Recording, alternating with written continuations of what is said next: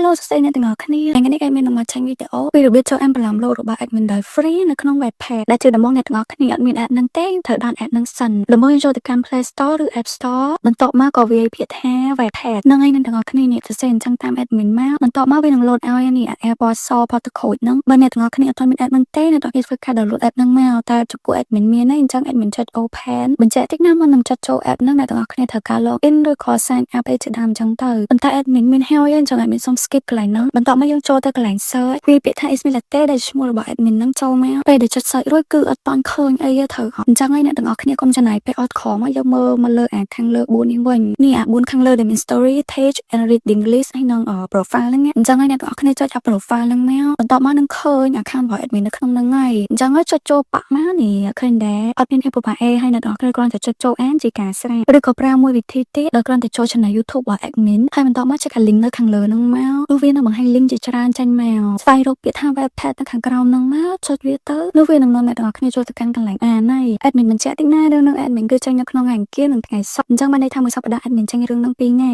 អូមួយវិញទៀតកុំភ្លេចចូល follow admin គ្រប់ platform ផងណាអរគុណអញ្ញ